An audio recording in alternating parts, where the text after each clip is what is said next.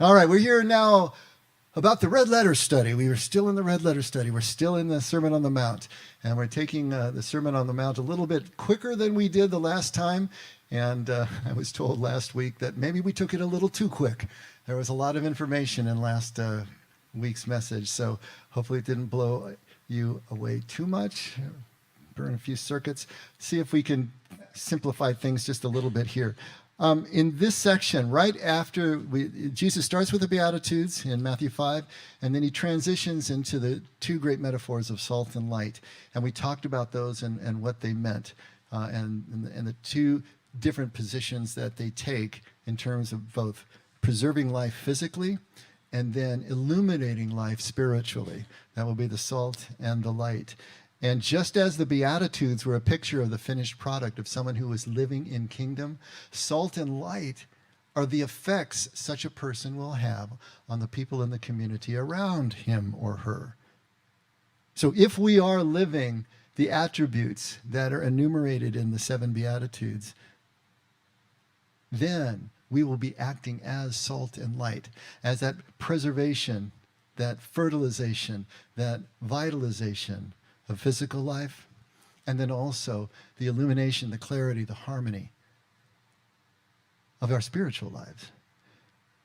Beautiful the way that this is set up. So right after salt and light, he's going to transition now into the law.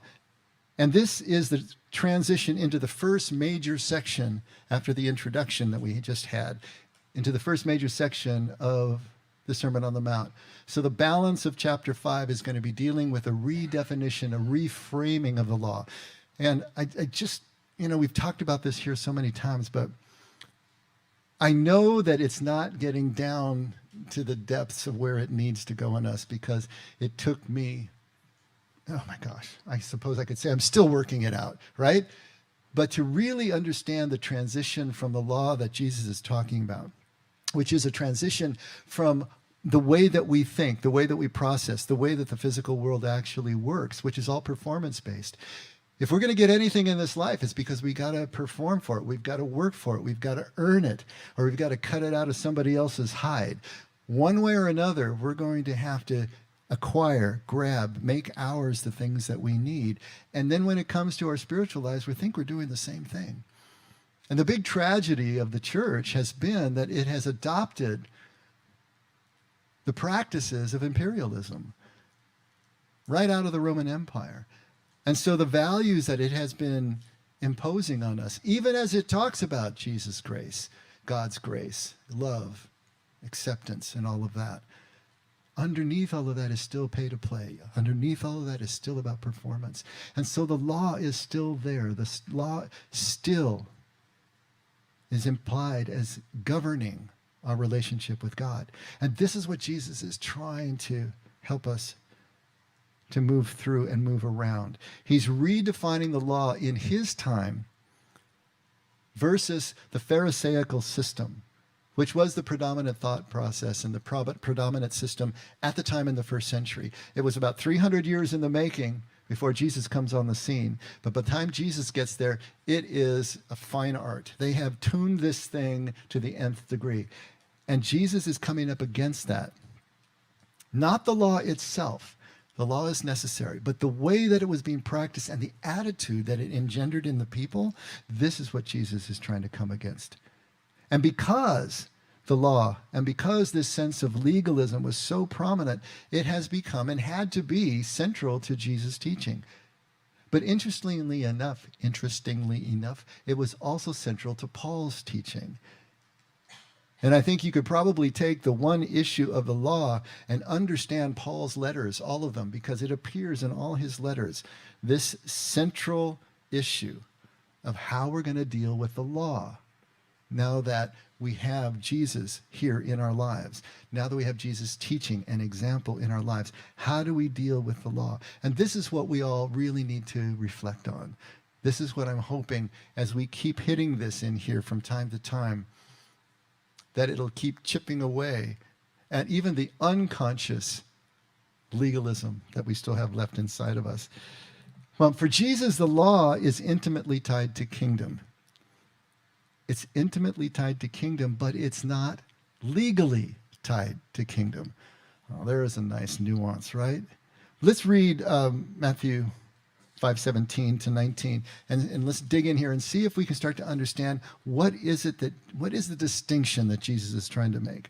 And he says right off the bat, "Do not think that I came to abolish the law or the prophets. I did not come to abolish, but to fulfill. For truly I say to you, until heaven and earth pass away, not the smallest letter or stroke shall pass from the law until all is accomplished. Whoever then annuls one of the least of these commandments and teaches others to do the same shall be called least in the kingdom of heaven. But whoever keeps and teaches them, he shall be called great in the kingdom of heaven." All right. Now, at first blush of what I just read, didn't it just undo everything I said for the last 5 minutes? Yeah, see? Because what does this sound like to us? This sounds like hyper-legal, doesn't it? I mean, what's Jesus talking about? The law must be fulfilled. Not one smallest part of the law is going to be left undone until heaven and earth pass away. All of these ideas sound super legal to us. But the question becomes, what does Jesus mean by fulfilled? How is the law fulfilled? Does that mean that it's merely kept, that the rules are merely obeyed? Or is there something deeper here? And that's going to be the key to understanding what Jesus is talking about here. And it's going to save it from the legalism that at first blush it appears to be. Now, what does Paul have to say?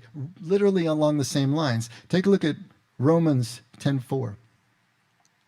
"For Christ is the end of the law for righteousness to everyone who believes." For Christ is the end of the law for righteousness for everyone who believes. Okay, so now here for Paul, the law is ended. For Jesus, the law has to be fulfilled. For Paul, the law is ended. But Paul has a key qualifier in there too, doesn't he? The law is ended for righteousness and also for those who believe. So even for Paul, the law does continue, but not as a source of righteousness. See, now we're starting to get down to it. Righteousness for Paul and for Jesus comes from a different source. Doesn't come from the law itself. Okay, so which is it? Is the law ended for us, or does it have to be fulfilled? Well, of course, it's going to be both. You know that by now, right? It's never either or. It's always both and. But we're going to need to dig deeper. We're going to have to see what Jesus and Paul are really looking at here in terms of what they're talking about. Both Jesus and Paul are looking at what the Greeks called telos. I don't know if you ever heard that word before, telos. It's the word that is translated here as the end.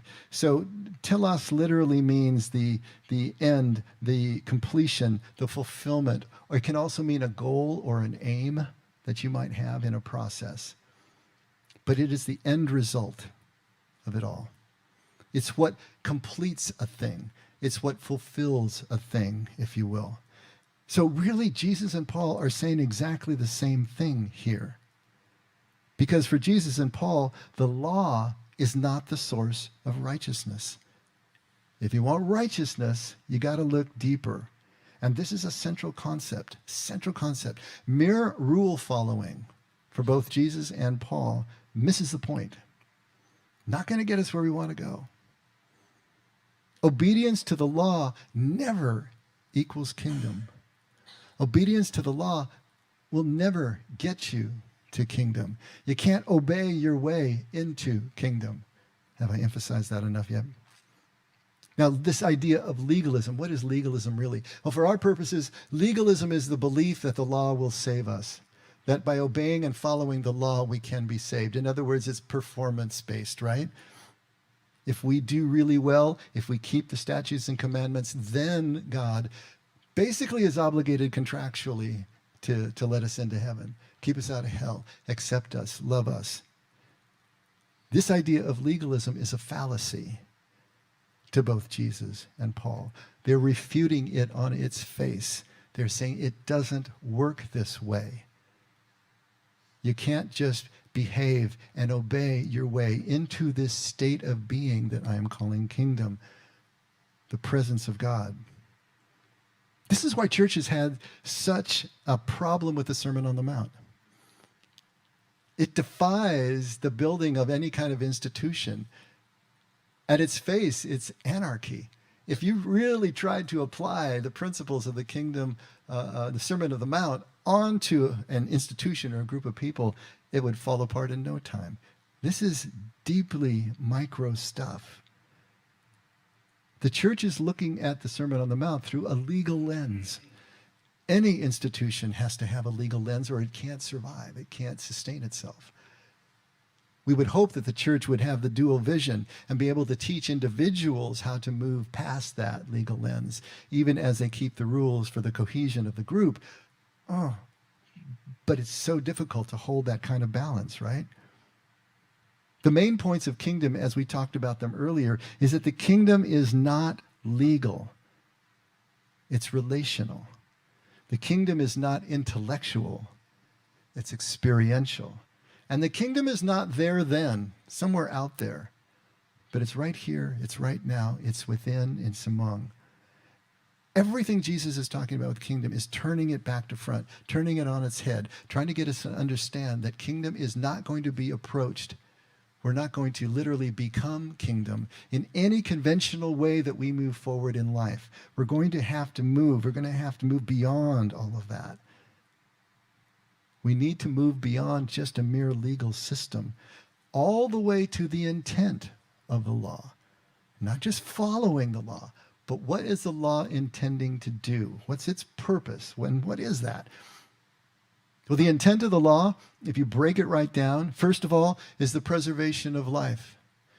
The law is instituted on a group of people, and in the ancient times, in a subsistence culture, that preservation was tantamount. I mean, not tantamount, it was paramount. That preservation was what the law was about. All those crazy dietary codes and all the other things that just makes no sense to us that are in that Old Testament law, they had a reason. They were perpetuating the group. They were preserving the group, either the identity of the group or the physical subsistence of the group. They had a reason. They were there for a reason, to preserve the life of the group. And secondly, to promote God awareness in the people. You can take a look at the laws. Some of them are directed at the physical part of life. Others are directed at the spiritual part of life. So many rules that seem so onerous to us, but if you actually follow them, you couldn't take more than 2 or 3 steps without being reminded of your God. And that was the whole intent. I mean, even the way you tied the knots on the tassels of your talit, your prayer shawl, had a meaning to it. And that would remind you of the presence of your God. The way that you tied the phylacteries to your right forearm, to your head, would remind you of everything would remind you of God. So to preserve physical life and to promote the awareness of God's presence in your life. Hey, we're right back to salt and light, aren't we? That's what salt and light's all about, preserving the physical life, promoting and bringing the light to the spiritual life. This is the purpose of the law. Now, the code of the law, as I was just trying to lay out here, is all pointing to this intent. If you're looking past just the rules themselves as an end in themselves, and you look at the intent, you can see what the purpose of the law really is. But if we're not careful, what always happens is that it becomes an end in itself. The rules just become their own end. And then we're just following rules to be following rules. We're following rules to comply with society. We're following rules to be seen as a good citizen or whatever it happens to be. We're following rules so that we don't get punished, of course, right? But if we don't hold on to that balance, the law becomes an end in itself. And here's what Paul and Jesus are trying to tell us. They're trying to let us know that the law is only a pointer. It just points toward righteousness. It doesn't fulfill it in itself. The law can't do that. The law can't be righteous. Only a person can be righteous. I've often said, there is no such thing as a Christian company. We like to talk about Christian companies. A company can't be Christian. A church really can't be Christian. The people within it can be. And they can change the whole tenor and flavor of the community. But the institution itself is just an institution. The macro is just a macro. The law is a pointer to righteousness, but it doesn't fulfill it in itself. Now, Paul, a little bit further on, Romans 13 at verse 8, owe nothing to anyone except to love one another. For he who loves his neighbor has fulfilled the law. He's mirroring Jesus here, who said exactly the same thing, didn't he? He was asked what the greatest commandment was. Love God and love your neighbor as yourself. That's it. Everything else is commentary. This is what Paul is talking about. Love is the telos. Love is the end, the completion, the fulfillment. Love is the goal and the aim. Love is the reason for all this apparatus in the first place, because it's all pointing toward that. And of course, love is what fulfills the law, not the law itself. Love does. In the letter to the Galatians, which is really an angry letter. Has anybody really read Galatians? This is Paul at his finest, red face with a vein sticking out of his neck. He is upset because he went into Galatia and he taught these people these very things. And then he leaves and he's getting all these reports that they have reverted right back to all the legalism, right back to all this stuff. And he just spanks them something fierce in this letter. And the letter starts off with, oh, you foolish Galatians, right? So what would that translate out to today's vernacular? I don't think it would be foolish. It would be something a little stronger, right? It's an angry letter because he's fighting over this issue of the Judaizers, those who said that anybody, a Gentile who was going to follow Jesus, had to become a Jew first. They had to follow all the dietary laws, the purity codes. The men had to be circumcised, and that was the issue. Circumcision became sort of the example, the placeholder for all of the laws of Judaism that had to be followed before you could be accepted as a follower of Jesus. And this is Paul fighting this fight in almost every letter, trying to get the people to understand. It's not about just following these rules, especially if for a person who is not acculturated into them anyway. There's something deeper going on here. At Galatians 5:12, he is so angry, he says, for those people who are still talking about circumcision, I hope the knife slips. Your translation probably won't put it that way. But it will say something like, may they emasculate themselves, may they mutilate themselves. It's the same thing. This is the whole idea. He is angry here. He's trying to bring the people back. 2 verses later at Galatians 5:14, he says right here, for the whole law is fulfilled in one word, in the statement, you shall love your neighbor as yourself. That's it. What was Jesus constantly saying? The same thing. What did he say at the Last Supper? I'm going to give you a new commandment, and it's simply this: love your neighbor as yourself. Everyone will know that you're my follower by the way you love one another, not by anything else, not whether you're Jewish or Gentile, who your ancestors are, what your creed is. That's not important. If the creed and your ancestry and the laws all have led you and pointed you toward this love, then it's beautiful. And it's necessary. But however you got here, get to the love. Get to the identification with each other. That is what it's all about. Paul is saying here to the Galatians that being Jewish and being lawful is not being in kingdom. And it's certainly not being righteous. He's trying to make this distinction. And yet at the same time, the law is not irrelevant. Right? Jesus says it needs to be fulfilled. The law is still vitally important, but it's not legally important. And we need to make that distinction. The law is pointing, right? The law is pointing toward the telos. Jesus is not going to abolish that. He's not going to end that. But he's going to be fulfilling that. He's going to be completing the intent. And that's what he's saying in verse 17. Do not think that I came to abolish the law or the prophets. Did not come to abolish, but to fulfill, because the law still has purpose. And then when he goes to verse 18, for truly I say to you, until heaven and earth pass away, not the smallest letter or stroke shall pass from the law until all is accomplished. So he's using a great image here that the people would have understood, and of course we not so much.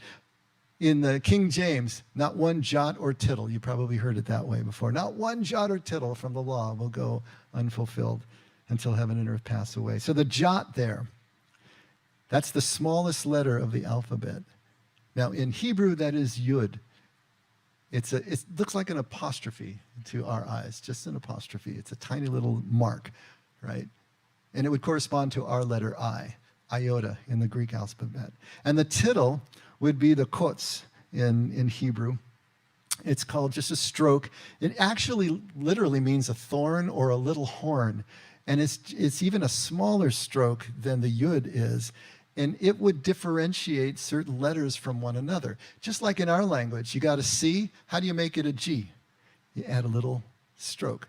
That would be the tittle. That would be the kots. That would be the little horn. You got an O, you're going to make it a Q, you add the little tittle. Same thing. They had the same kind of marks in the Hebrew alphabet that would differentiate certain letters. Those are the tiniest marks that could be made in their alphabet. Jesus is saying not a scrap, not just the tiniest little horn is going to be left undone. But this idea of heaven and earth passing away, until heaven and earth pass away. The word there at the root is abar. And abar means pass away, but it means it in the sense of crossing a boundary or going beyond a limit. Not to cease to exist, but to move into a different space, right? Cross a boundary, exceed a limit. And then namasah, which is translated here as law or sometimes Torah in your translation, if you get down to the roots of it, it really means that which strengthens, that which relieves, that which guides, instructs. It's not law in the way we think of a legal instrument. It is the guidance and the instruction. It's a hand at the small of your back guiding you so that you don't stumble. It's that kind of idea. And the whole context of this saying at verse 18 is between heaven and earth, which is important for us to understand as well, that the Hebrews believed that all human life existed between heaven and earth, between Shemaiah and Ara. And the idea here is that Shemaiah, the skies, the domain of God, was all one. It was all connected. You know, in modern parlance, it was a wave, right? All connected. But earth was a place of individual form and function. It was the particle. And we live between those two realities. And our goal and purpose as human beings was to merge the two, was to bring heaven to earth and earth to heaven. This is exactly what abar means. Abar means to cross the boundaries. When heaven and earth cross boundaries, when heaven and earth merge together, then something changes.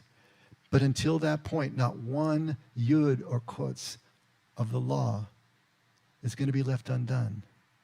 So if we were to paraphrase verse 18, and this is my own attempt, so bear with me, something like this: until heaven and earth, individuality and community cross boundaries and merge into oneness, even the smallest part of the instruction and guidance that strengthens us, that points, must remain in place until we fulfill its purpose and it is no longer needed. There was a scholar who called it the disappearing law, and I really like that. The law is needed for us living here in this life of individual form and function, where we see ourselves as separate from and in competition with everyone around us. The law is what can instruct us and guide us and form us and point us toward the oneness of Shemaiah, the oneness of heaven. But when that oneness has been reached, we don't need the law anymore. It's like a booster on a rocket. Once you're in orbit, you jettison the thing. It's just weighing you down. It's the same thing here with law. The law is needed for us living between heaven and earth until we reach that place of union, unity, connection. Jesus goes on in verse 19. Whoever then annuls one of the least of these commandments and teaches others to do the same shall be called the least in the kingdom of heaven. But whoever keeps and teaches them, he shall be called great in the kingdom of heaven. Now, this is a very contextually specific saying because the Pharisees had divided the law into lesser and greater commandments, right? And their teaching was that if you broke one of the lesser commandments, it wasn't really a big deal. God wasn't too upset about that. You had to wait until you broke one of the big ones, and then you had to go through the whole rigmarole. And so they had broken things down. For those of you who were raised Catholic, we had mortal and venial sins. Same idea here, right? But they were breaking these things down. But notice the mindset here. Notice the attitude that this comes from and engenders in people, that somehow there's a legal fig leaf. Somehow there's a workaround. I can get away with this because this is just a little thing. I don't have to worry about that. Oh, but this one over here, I'm going to have to stay. See what the kind of games that start to play? Do you see the kind of mindset? Not only were we just trying to follow the law for its own sake, now we're trying to game the law so that we can get away with as much as we can. This is exactly what Jesus is talking about. He's saying this attitude, this very attitude that would create such a system, violates the entire intent of the law from the get-go. It's pure legalism. It's just that legal fig leaf. And it leads directly to the main thematic statement at Matthew 5:20. Take a look. For I say to you that unless your righteousness surpasses that of the scribes and the Pharisees, you will not enter the kingdom of heaven. Now that statement means very little to us, but I kid you not, it would be mind-blowing to the Jews of Jesus' time. Because the Pharisees had become absolute masters of the law. They created the law, pretty much. Yeah, there was the Decalogue, that was stated out, the 10 Commandments, but they created the entire system. And they were requiring the people to play on their court. They were requiring the people to play in their field, adhering to their definition of the law, their understanding of righteousness. And that was the absolute key to their power. That's what it meant. The law and the oral tradition of the Pharisees is what gave them their power. This is Jesus attacking, laying the axe right to the root of the tree. And believe me, this is what got him killed. Because this was the source of the Pharisees' power. He did the same thing to the Sadducees in the temple system. He was just not making any friends, but he was adamant about trying to free the people from these systems that were keeping them away from the state of being that they could have in kingdom. There's been several, over the 16 years that the effect has been around, we've had several key signature verses. I mean, you know the one right now, right? 1 John 4:19, we love because he first loved us. So that's the one du jour and has been for several years now. But early on, it was Matthew 5:20. This very verse, unless you exceed the righteousness of the scribes and Pharisees, you can't enter the kingdom, which is not a very sexy verse. It's not very warm and fuzzy, but it was so central to what we're trying to accomplish here. The Pharisees had gleaned 613 laws from the Torah, from the first 5 books of the Old Testament. 613. 248 were positive actions that you needed to take, and 365 are prohibitions that you could not do. And if you were to go back and read the passages from which they extracted these laws, you would say, where is the law?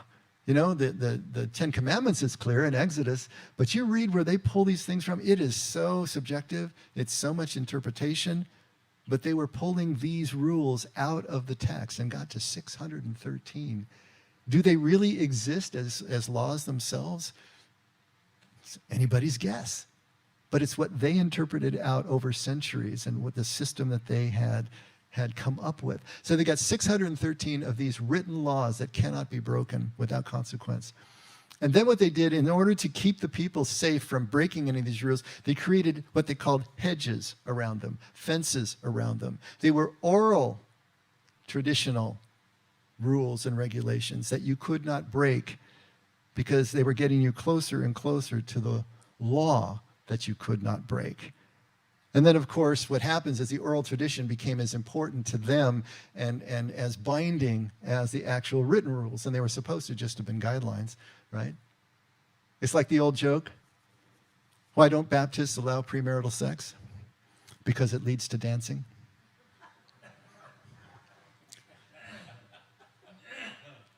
So dancing was supposed to be a hedge against the law of not having sex outside of marriage. But in the culture, it became just as important. What was the Footloose movie all about, right? Dancing was now like the number one enemy to the church life and to faith. This is what happens when the egg and the chicken and the cart and the horse get all mixed up. So dancing as a hedge becomes more important than the law that it protects. And this is what was happening in the Hebrews law as well. Jesus calls the Pharisees out for korban. Korban was the practice of being able to dedicate a portion of your estate, your goods, your land, whatever it was that you owned, to God. You could just say, this land, this portion of my funds, my wealth is now dedicated to God, and no one or nothing could touch it. Sounds pretty good on its face, right? You're dedicating something to God's use or the temple's use or whatever. Of course, they had all kinds of ways to get around that further forward in time. But what they were doing was they were setting aside their wealth in such a way so that they didn't have to support their family or their parents in their old age, because that was expensive. And all that money just went right down the tubes. But if they declared it korban, then it couldn't be used for that purpose. But one of the 10 commandments is to honor your father and mother. And so here they were using an oral tradition, korban, to actually cut the head off of an absolute written command over here.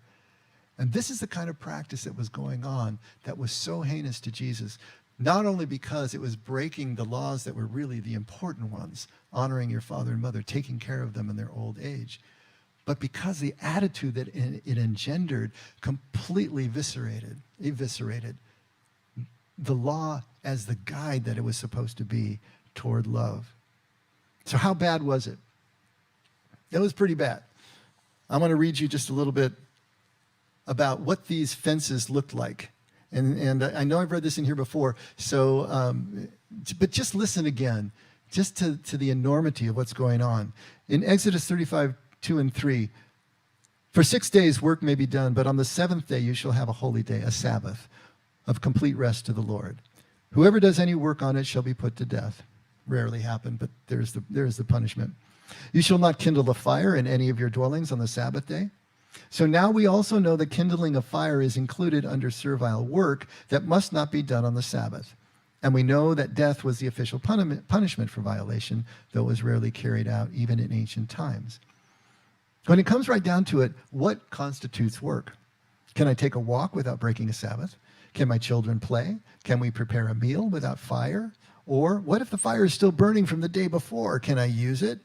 Can I read? Carry a book from a shelf to a chair? Can I write? Can I deal with an emergency such as a broken bone or a hole in the roof? Can I care for my sick child? See, once the letter of the law has been separated from the spirit or the intent of the law, there is no end to the legal questions and permutations and interpretations that arise. The intent of the Sabbath law was simple: provide a time of rest and refreshment, of rededication to God and his purpose. The application of the letter of the law became a nightmare, as rabbis of the Pharisaic tradition labored to define just what servile work entailed. The rabbis eventually delineated 39 hedges around the Sabbath law. Now, these are 39 categories of activities that would be prohibited on Shabbat, the Sabbath. These 39 categories, so the hedge or the fence is actually a category, prohibited work that was either creative or exercised dominion over the environment, and were loosely divided into 4 groups. Activities required to make bread, such as sowing, plowing, reaping, threshing, winnowing, grinding, sifting, kneading, baking. Activities required to make a garment, such as shearing, washing, beating, dyeing, spinning, weaving 2 or more loops of threads, tying, untying, stitching, tearing.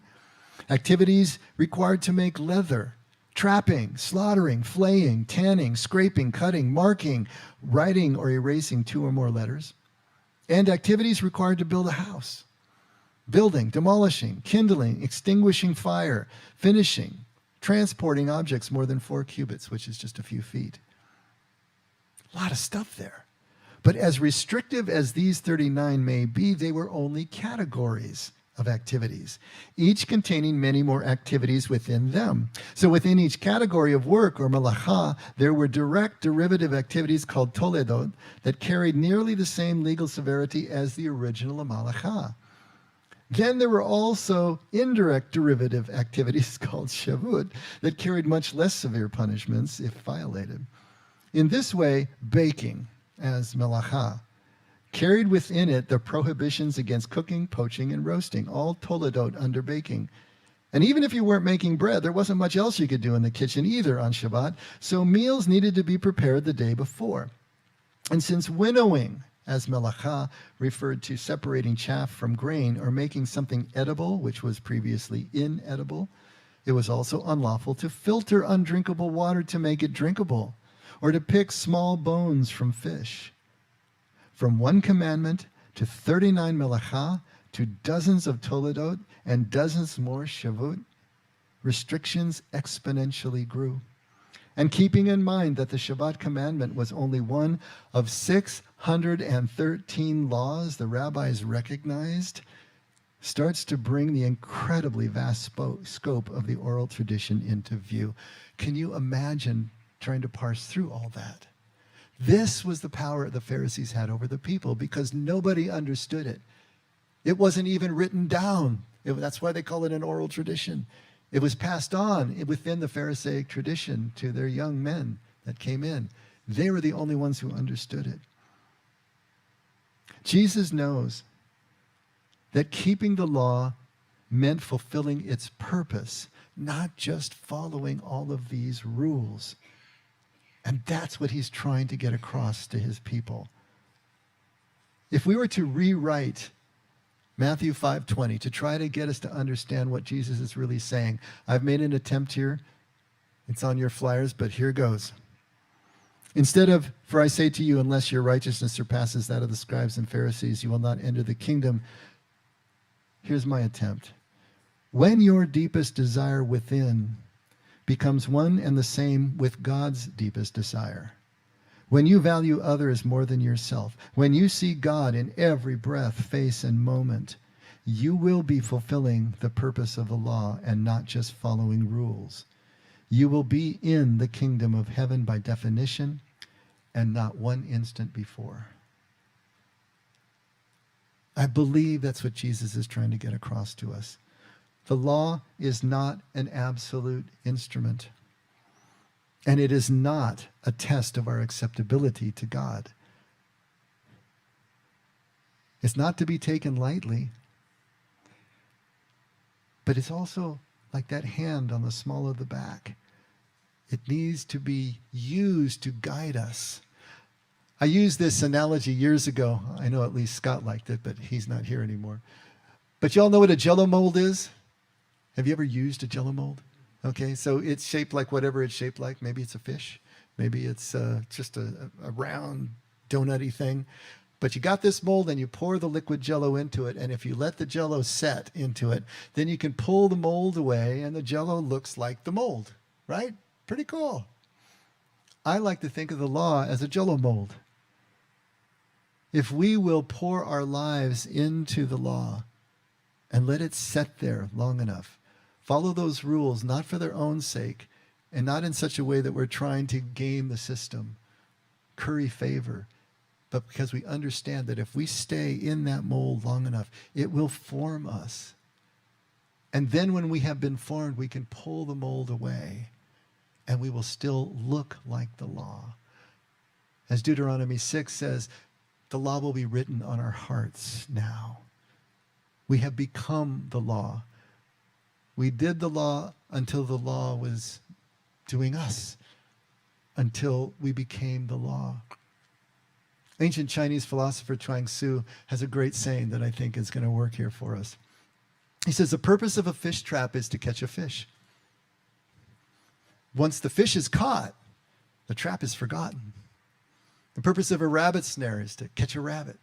And once the rabbit is caught, the snare is forgotten. The purpose of words is to convey ideas. Once the ideas are conveyed, the words are forgotten. He says, show me someone who has forgotten words. There's someone that I want to talk to. Gotta love those Chinese, right? How about this? The purpose of the law is to catch God's righteousness, to capture God's life and unity. But once we have captured that righteousness, that unity, that oneness, then the law can be forgotten. Show me someone who has forgotten law. That's someone I want to obey. I want to follow. That's the way it's supposed to be. And that's who Jesus is. He's someone who has forgotten law. That doesn't mean that he doesn't follow it anymore. He doesn't do the actual written law. He did to his dying day. He was an observant Jew. But he had forgotten it as a source of righteousness. He knew that righteousness came from a completely different source. And he lived that way. That's why I want to follow him. Because he's doing this completely differently. Mohandas Gandhi, great line. Justice is love. Let me say that again. The justice that love gives is surrender. The justice that love gives is surrender. The justice that law gives is punishment. The telos of the law, the purpose of the law is love. And the justice that love gives is surrender. It makes all the difference in the world. We can follow law either one of those two ways. But if we're going to live in kingdom, it's because we have learned that it's all about the love. And so ultimately, the law, like the Beatitudes that preceded this whole discussion in the Sermon on the Mount, is another picture of a kingdom person. The Beatitudes gave us these attributes of a kingdom person.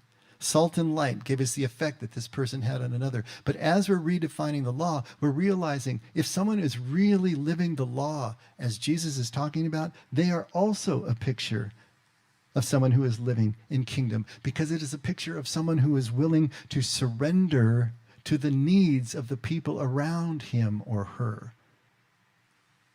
Surrender to the needs of the preservation of the community itself. To surrender their own agenda, their own personal desires to the good of all. That's a person who is living law as Jesus lived it. Loving God, yes. Loving neighbor as self, yes. And constantly aware of the connection to both God and others. Someone who has come to understand that law is relational, not legal. And that ultimately love is the law. The only law that matters. But until heaven and earth pass away, until they cross boundaries and merge into one, these two aspects of our lives, the oneness and the individuality, merge into one, the law is needed to help guide us. But only until that happens in each one of our hearts. When we have merged into one, then we can forget the law because we have become the law. Our actions will fall within the law. The purpose of the law is to help make heaven and earth pass away, to merge in our hearts. And when we are one and when we are connected, there is no more law. It is fulfilled and we have become it. And what does that look like? You know, I think Jesus' most beautiful picture was the father of the prodigal. Really should have been called the prodigal father, the one who is wasteful and just no expense spared, just pouring out constantly is what prodigal means. But that father who didn't care that his son was breaking the law, only cared how much he loved for his son, gave his son what he asked for so that he could go out and take his hero's journey and make the full circuit. And when he came home, welcome him without condition, throwing a party with absolute ecstasy and joy. That is the picture of someone who has transcended law, has realized the relational nature of law. When dad acts like mom, is when this has occurred in the heart of every person. When the law becomes mercy and not just justice, then we are starting to understand what Jesus is talking about. This looks like perfect love. And when we have experienced that, when we're starting to reflect it, then we can say, with Jesus, with just as much conviction, that love is the law. Let's pray.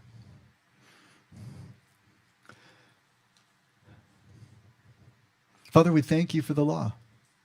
We thank you for the guidance that it provides. We thank you for your presence, which is another form of guidance that you provide. We thank you for the consequences of our actions in life, which is another guidance that you provide. It's all here. Help us to understand that every one of these experiences in our lives is a pointer, if we choose to look at it that way. Not just an obligation, not just a tragedy, or anything in between, but as a pointer to where we need to go to come back to you, to come home to the garden, to become one again. Help us to see more and more of life that way. Help us to see our faith, our scripture, the law, our theological understanding of our relationship with you in this way, pointing us toward the love that is your ultimate nature, and see how that changes things. Thank you, Father, for never giving up on us, for your love and your constancy. Never let us forget we can only love because you loved us first. In Jesus' name, amen. Let's all stand.